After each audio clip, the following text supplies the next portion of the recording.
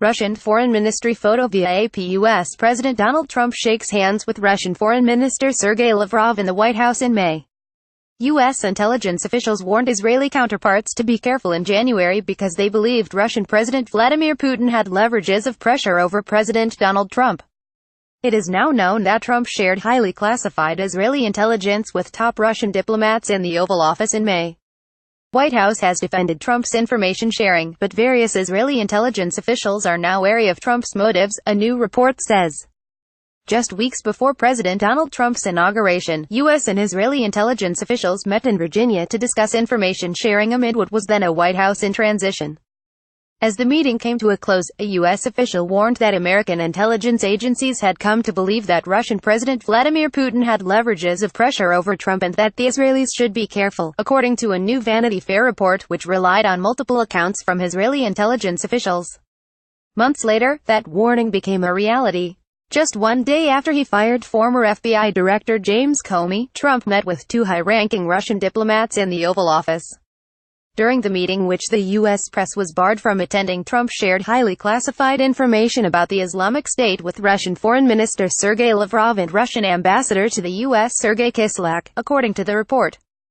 Kislyak is reportedly a focus in Special Counsel Robert Mueller's investigation into Russian interference in the 2016 election. According to the Vanity Fair report, Trump shared Israeli intelligence details about a terror plot involving ISIS.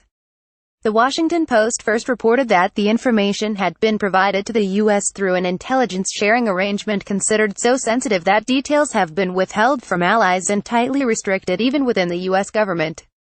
It is wholly appropriate for the president to share whatever information he thinks is necessary, National Security Advisor H.R. McMaster said in defense of Trump at the time.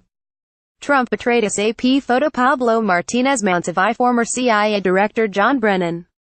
In a testimony before the House Intelligence Committee on Capitol Hill, however, former CIA Director John Brennan said Trump may have violated two protocols governing the disclosure of classified information when he spoke with the Russians.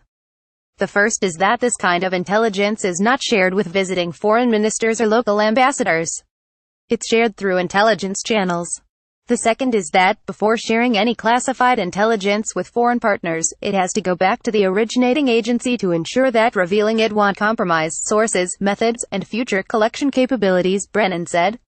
Russia has allied with Iran in the Middle East in an effort to defeat ISIS and prop up the Bashar al-Assad regime in Syria. The root of Israeli intelligence officials' concerns about Trump's disclosures to the Russians is that once Moscow has obtained certain information, that can be easily transferred to Iran. Trump betrayed us, one senior Israeli military official told Vanity Fair. And if we can't trust him, then we're going to have to do what is necessary on our own if our back is up against the wall with Iran.